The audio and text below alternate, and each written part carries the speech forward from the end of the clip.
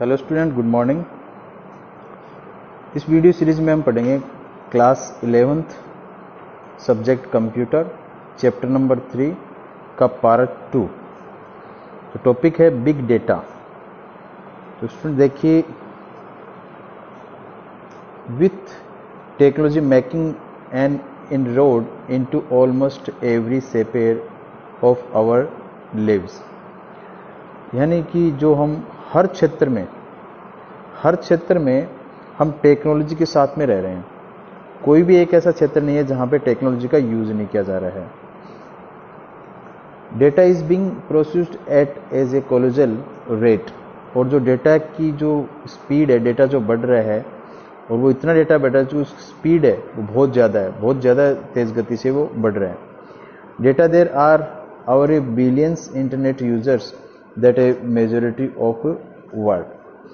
दुनिया के अंदर जो बिलियंस इंटरनेट यूजर हैं, अरबों बिलियंस यूजर हमें यहां पर मिलते हैं।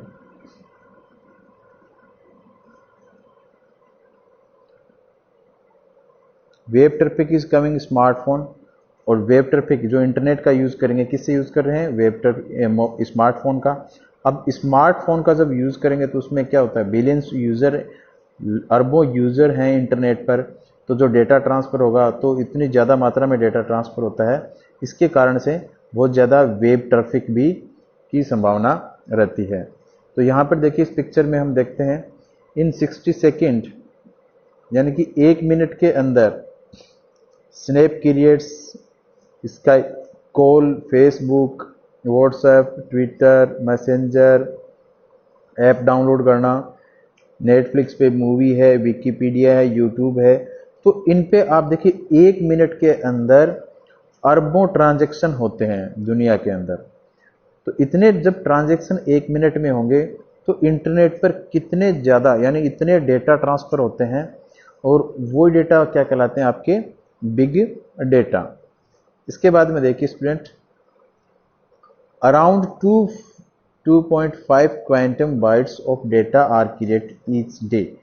प्रत्येक दिन क्वांटल्स, यानी कि अरबों खरबों बाइट्स के जो डेटा हैं वो क्या होते हैं? बनते हैं, नए डेटा बनते हैं रोज। And pace increasing with the continuous evolution of internet thing, और रोज नए डेटा बनेंगे, और pace increasing with the continuous evolution, और जो इंटरनेट ऑफ थिंग है उसकी जो साइज है, डेटा की जो साइज है वो क्या कर रही है? इंक्रीज हो रही है, और इसका जो इवोल्यूशन है वो भी क्या हो रहा है? Increase. This result is the generation of data set of enormous volume and complexity called big data. आपको यहां से अंडरलाइन करना है, this result is the generation of data. तो इस कारण इसका जो परिणाम है, इस पीढ़ी के अंदर जो परिणाम है डेटा सेट्स का, इनॉर्मस वॉल्यूम, बहुत ज़्यादा अधिक मात्रा के, और कॉम्प्लेक्सिटी, इस कॉम्प्लेक्सिटी को क्या बोलते हैं? Big data. Such data can not be processed and analysed using traditional data processing tool.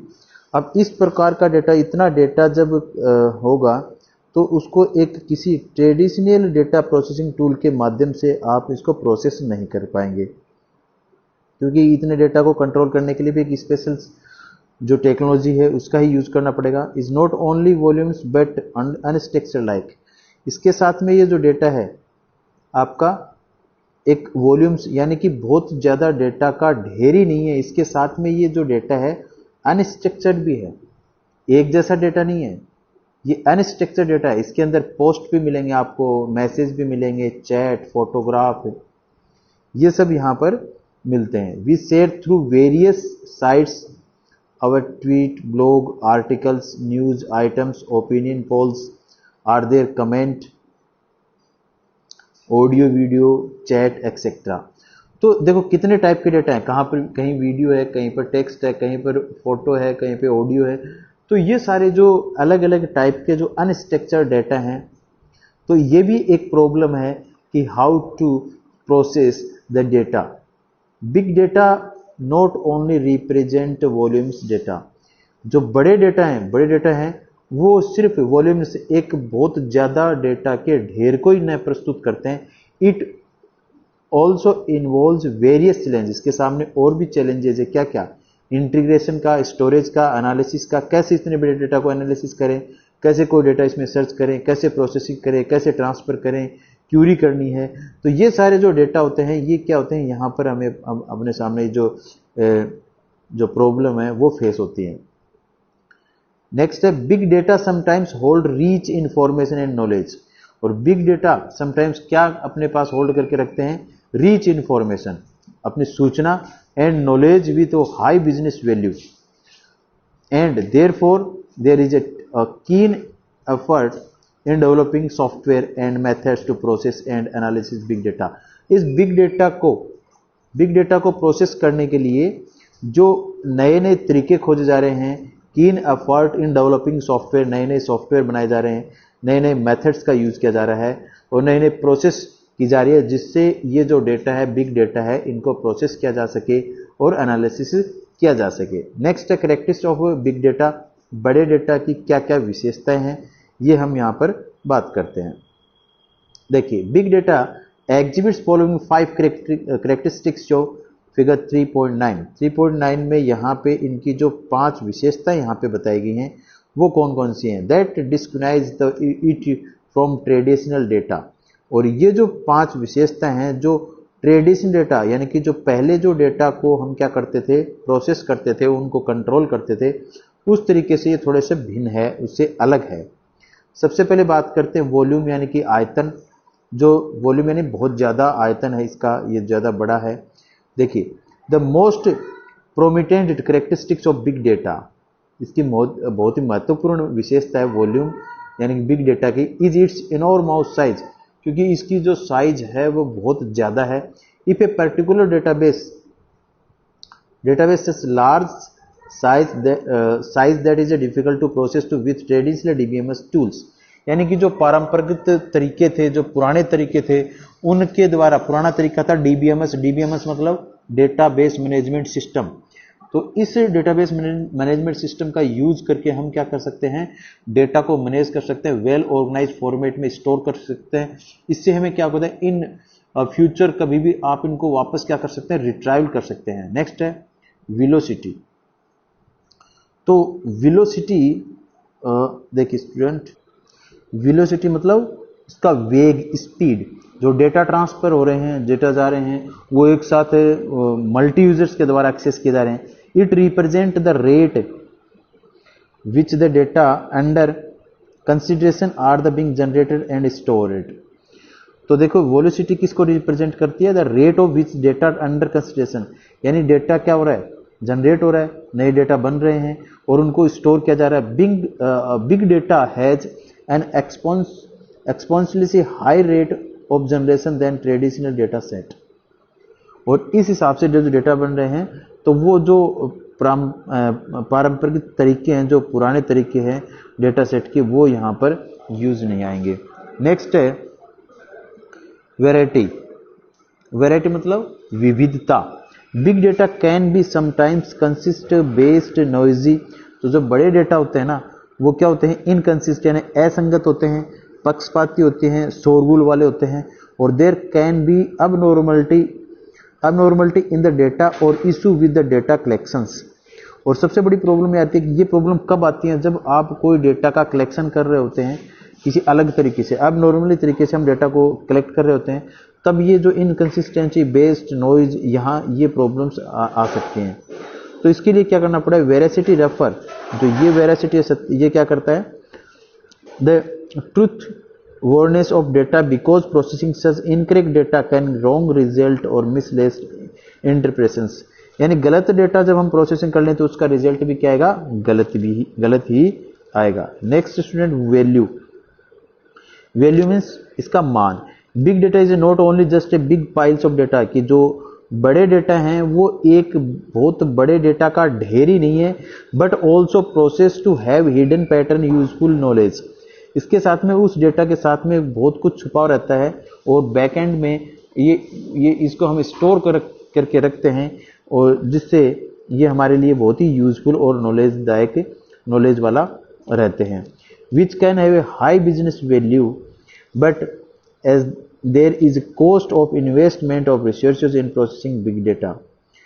तो इनकी जो वैल्यू होती है, यानी इसकी जो डिमांड होती है, मांग होती है, इसका जो मान है बिजनेस की, बट इस कारण क्या है, लेकिन as there is a cost of investment of resources in processing big data, तो इसके लिए जो इसको रिसोर्सेज हैं उनके लिए भी इन्वेस्ट करना पड़ेगा big data. We should make a preliminary inquiry to see the potential big data terms value discovery of else your effort could be in the vain। कि सबसे पहले हमें डेटा को पहले इनको चेक करना पड़ेगा, उसकी जो प्राइमरी इंक्वायरी है वो करनी पड़ेगी, इसके बाद ही आप उसको यूज करें। अगर ये कहीं भी प्रॉब्लम होती है तो जो अपने एफर्ट्स हैं वो क्या हो जाएंगे, सारे व्यर्थ हो जाएंगे अगर आपने गलत डेटा को यूज कर लिया तो। नेक्स्ट स्टूडेंट है डेटा एनालिटिक्स। तो डेटा एनालिटिक्स क्या है? Data analytics is the process of examining data sets in order of draw calculation about the information the content. तो डेटा एनालिसिस क्या है? एक ऐसा तरीका है, डेटा एनालिटिक्स एक ऐसा तरीका है जो डेटा सेट को की जांच करता है, डेटा सेट की जांच करता है कि डेटा आपका सही है या गलत है। In order to draw calculation about the information, सूचना के बारे में यहाँ पर कैलकुलेशन किया जाता है, उनको चेक किया जाता है with the aid of specialized system and software. और किसके साथ में ये जो डेटा एनालिसिस है वो किसके साथ में इनको चेक करेगा डेटा को? With the aid of specialized system and software, अच्छे सॉफ्टवेयर और जो यहाँ पर स्पेशलाइज्ड सिस्टम है उनके द्वारा चेक करेगा। Data analytics technology the technique are become popular day by day. और जो डेटा को एनालिसिस करने वाली जो टेक्नोलॉजी है, जो तकनीक है, वो दिन ब दिन पॉपुलर होती जा रही है। They are used in commercial industries, इसके साथ में इसका जो कॉमर्शियल इंडस्ट्रीज है वहाँ भी इसका यूज किया जा रहा है। क्यों यूज किया जाएगा? डेटा को वेल ऑर्गेनाइजेशन फॉर्मेट में स्टोर करने के लिए। और देन इसके बाद में जब आपके पास डेटा स्टोर हो जाता है तो उसके आधार पर, उस डेटा के आधार पर हम क्या करते हैं, इन फ्यूचर कोई भी डिसीजन ले सकते हैं, तो बिजनेस डिसीजन के लिए। In the field of science of technology, जो साइंस विज्ञान और तकनीकी की जो फील्ड है, क्षेत्र है, इट कैन बी यूजफुल। तो डेटा एनालिटिक्स वहाँ भी बहुत ज़्यादा यूजफुल है। किस लिए? For researchers to verify disapprove scientific models. कुछ मॉडल होते हैं, इनको अप्रूव करना है या फिर डिसअप्रूव करना है, इसके लिए जो डेटा मॉडल का जो टूल है वो उनका यूज करते हैं। थ्योरी एंड हाइपोथेसिस, ये सब इसके अंदर साइंस में आते हैं। Panda is a library of programming language. तो जो पांडा होता है, पांडा क्या है? एक लाइब्रेरी है जिसके अंदर सारी जो लैंग्वेजेस हैं वो हमें मिलती हैं। तो ये भी क्या है कि डेटा एनालिसिस का टूल है पांडा भी। यहाँ पे देखिए Python is also data analytical tool that can be used as a tool make data analysis much simpler. और इसके द्वारा भी डेटा एनालिसिस को हम साधारण तरीके से क्या कर सकते हैं, एनालिसिस कर सकते हैं। इसके बाद का टॉपिक अपना इंटरनेट ऑफ थिंग, IoT। तो देखिए the term of computer network that we commonly use the network of computers. तो यहाँ पे जो कंप्यूटर का नेटवर्क है वो क्या है? That we commonly use the network of computer. Computers को एक नेटवर्क है जो कंप्यूटर को आपस में जोड़ता है। सच ए नेटवर्क कंसिस्ट लैपटॉप। और नेटवर्क के अंदर क्या क्या शामिल किए जाते हैं? लैपटॉप है, डेस्कटॉप है, सर्वर है, पोर्टेबल डिवाइसेस हैं like tablet, smartphone, smart watch etcetera. तो ये सारे जो कंपोनेंट होते हैं, सारी डिवाइसेस होती हैं, ये किससे थ्रू चलती है? इंटरनेट से। और ये सब कनेक्टेड थ्रू वायर और wireless. We can communicate between these devices using internet और लैन। ये सारी डिवाइस किसके थ्रू कनेक्टेड होती हैं? इंटरनेट और लैन के through. Now imagine what if your bulbs, आप ये इमेजिन कीजिए, आप ये मान के चलिए कि जो अपने घर में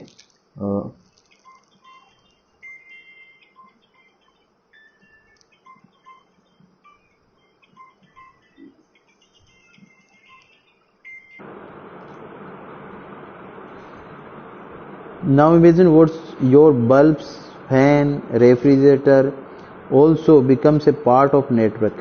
इसके साथ में जो घर में बल्ब लगे हुए हैं, फैन लगे हुए हैं, फ्रिज है, ये सब किसके पार्ट हैं? एक नेटवर्क के पार्ट हैं। How will they communicate with each other? इनके साथ में हम कम्युनिकेट कर सकते हैं। कैसे? And what will they communicate, किस तरीके से communicate? Think about the advantage of task that can accomplished if all this device with smart connectivity। तो इनके साथ में जो कनेक्टिविटी है, मशीन के साथ में कनेक्टिविटी क्या कहलाती है? स्मार्ट।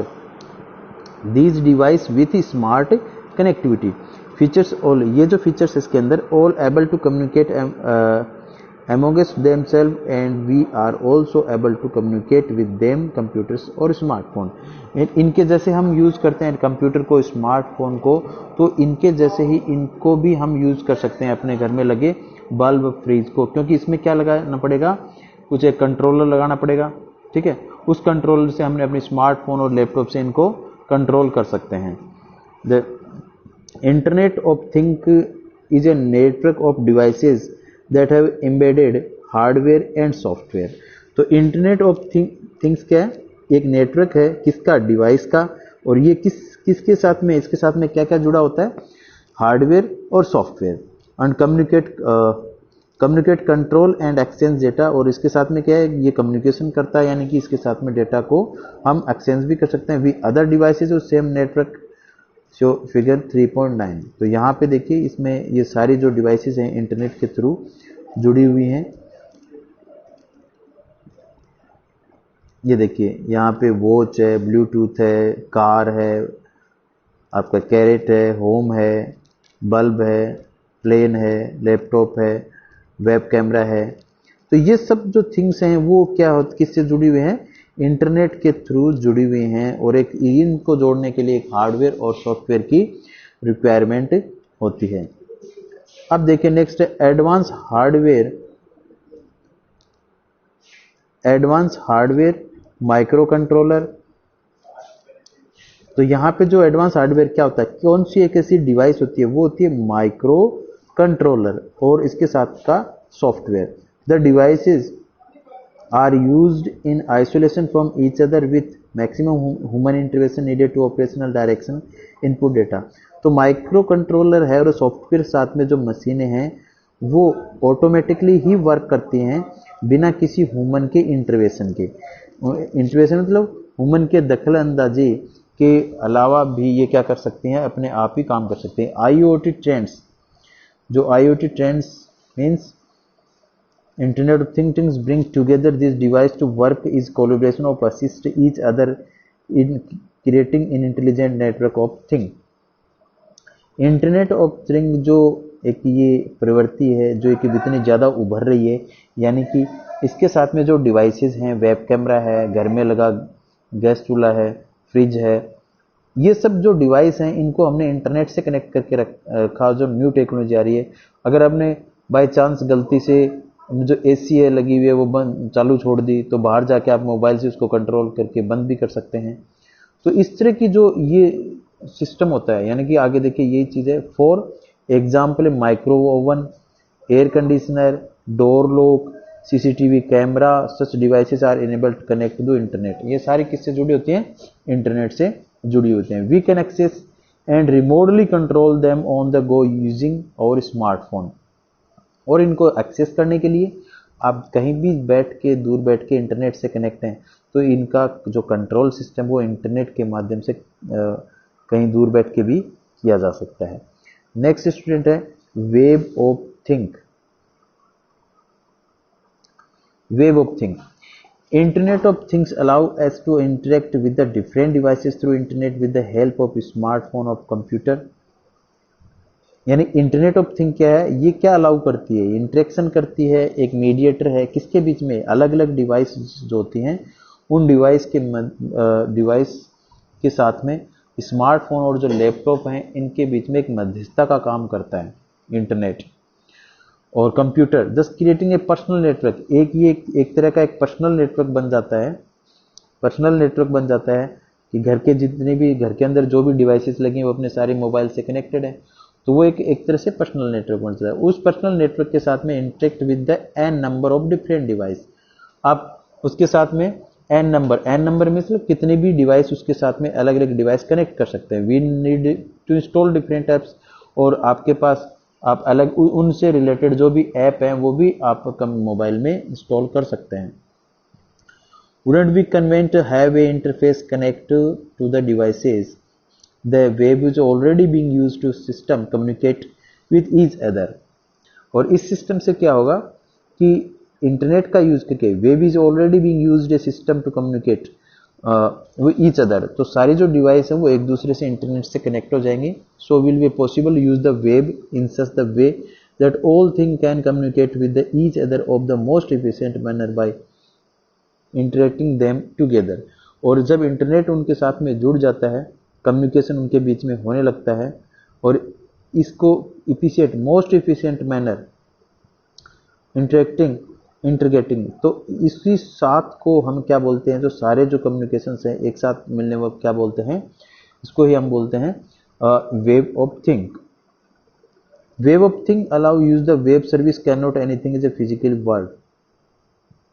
तो वेब थिंग क्या अलाउ करती है, use the web service to connect anything in physical world. Physical world की कुछ भी वस्तुएं हैं उनको हम इंटरनेट से कनेक्ट करना। Beside human identities on web, और एक तरफ क्या है, बिसाइड ह्यूमन आइडेंटिटीज है web, it will pave way of creating smart home, smart office, smart cities and so on. Internet का यूज करके हम क्या कर सकते हैं, यहाँ पे क्रिएटिंग स्मार्ट होम है, ऑफिस है, सिटीज है, उसको हम स्मार्ट बना सकते हैं इंटरनेट का और नई टेक्नोलॉजी का यूज करके। नेक्स्ट है सेंसर। तो स्टूडेंट सेंसर क्या होता है, आपको पता होगा सेंसर क्या होते हैं, आजकल जो नई टेक्नोलॉजी है वो सेंसर ही है। What happen when you hold your mobile vertically or horizontally? The display also change to vertical or horizontal with the respect of way hold or mobile. तो देखा होगा आपने कि कभी भी आपका जो मोबाइल है, जैसे ही इसको आपने रोटेशन मोड पे कर रखा है, तो यहाँ रोटेशन मोड पे करते ही इसको जैसे आप इसको एकदम सीधा वर्टिकल या हॉरिजेंटल करेंगे तो उसी डायरेक्शन में जो इसकी स्क्रीन है वो मूव हो जाती है। ये कैसे पॉसिबल है, तो ये मोबाइल के अंदर पॉसिबल है सेंसर से। तो सेंसर जो कौन से होते हैं, देखो द हेल्प ऑफ 2 सेंसर है, ये सब पॉसिबल है 2 सेंसर की मदद से किया जाता है, नेमली एक्सेलेरोमीटर और जायरोस्कोप। यहाँ पे 2 सेंसर होते हैं, एक तो एक्सेलेरोमीटर और जायरोस्कोप, इन दोनों की मदद से। तो एक्सेलेरोमीटर क्या करता है, sensor mobile phone detect the orientation. तो एक्सेलेरोमीटर तो क्या करता है, मोबाइल की जो ओरिएंटेशन है उसको डिटेक्ट करता है कि कौन से एंगल में है, और फिर जायरोस्कोप सेंसर क्या करेगा, उसको ट्रैक कर देगा, स्क्रीन को रोटेट कर देगा। तो sensor are very commonly use the monitoring और observation elements real world application. और इसके साथ में जो सेंसर होते हैं क्या, वो साधारणतः क्या करते हैं, वो मॉनिटरिंग करते हैं, ऑब्जर्वेशन करते हैं एलिमेंट्स को, इन रियल वर्ल्ड में जो भी एप्लीकेशंस है उनकी मॉनिटरिंग की जाती है।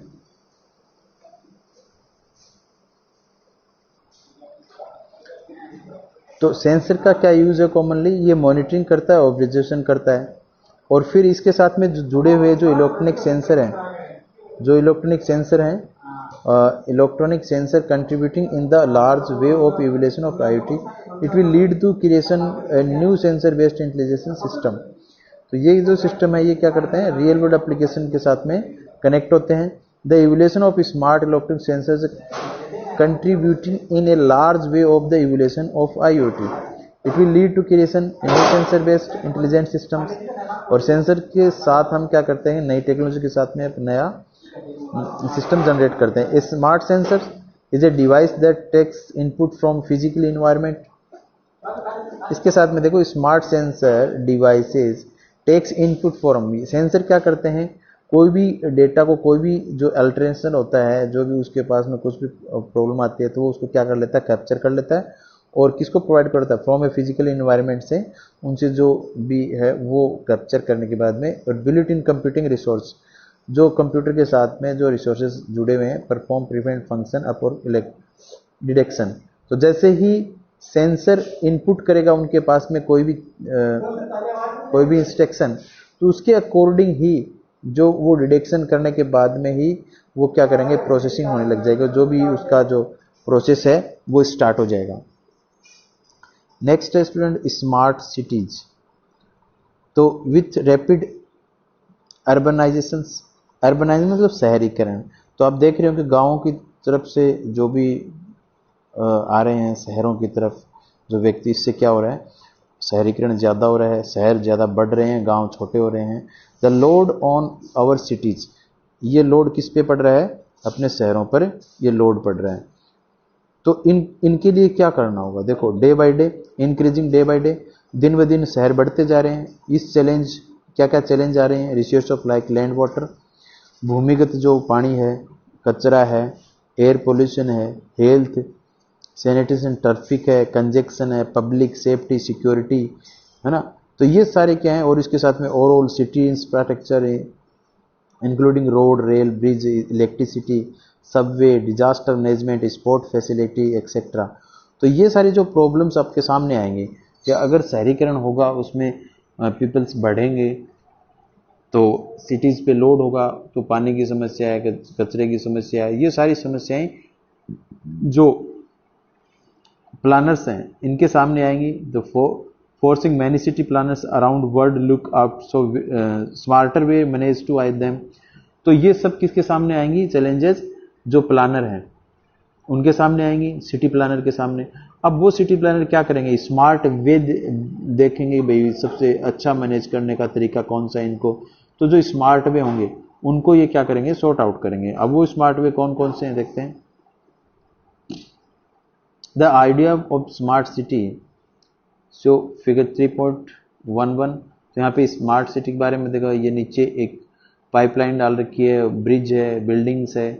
तो यहाँ इनको पूरे को कंप्यूटराइज सिस्टम कर रखा है। Computer communication technology along to manage distributed resources efficiently, smart buildings are there are user sensor. अब बिल्डिंग के अंदर भी सेंसर यूज किए गए हैं, तो वो सेंसर क्या करेंगे, अर्थक्वेक को डिटेक्ट कर लेंगे और वो नियर बाय बिल्डिंग्स, और इस उनको करने के बाद में जो बिल्डिंग है उनमें से पहले ही बता देंगे, उनको अलर्ट कर देंगे कि भूकंप आने वाला है, ठीक है। तो यहाँ से बचा जा सकता है। Prepares themselves accordingly the smart bridge. तो स्मार्ट ब्रिज क्या होता है, देखिए smart bridge uses wireless sensor. तो स्मार्ट ब्रिज के अंदर भी हम वायरलेस सेंसर को लगा के रखेंगे। डिटेक्ट एनी बोल्ट लूज, कोई भी बुलेट उसका बोल्ट वो लूज हो गया या फिर कोई केबल क्रैक हो गई, तो उसकी भी जो अल्ट्रेशन है वो जो कंसर्न अथॉरिटी है, उनको ऑथेंटिक्स हैं, उनके पास में एसएमएस चला जाएगा कि इसके अंदर ये दिक्कत है। इसके साथ में स्मार्ट टनल ऑल्सो यूज ए वायरलेस सेंसर, और जो ये नीचे जो टनल दिया हुआ है इसके अंदर भी सेंसर लगे रहते हैं जो ये डिटेक्ट कर लें, कोई भी लीकेज है, कोई भी कंजेक्शन है, उसका टनल के अंदर वो हमें फाइंड आउट हो जाएगा। Next, this information can be sent a wireless signals across the network of sensor nodes of centralised computer of further analysis. तो ये जो सूचना है डिटेक्ट करने के बाद में जो इसने इनपुट लिया है लीकेजेस का, कंजेक्शंस का, तो ये जो सेंटर है, एक मैन कंप्यूटर है, उसके पास में ये वायरलेस या वायरलेस सिग्नल्स वहां पर चले जाते हैं।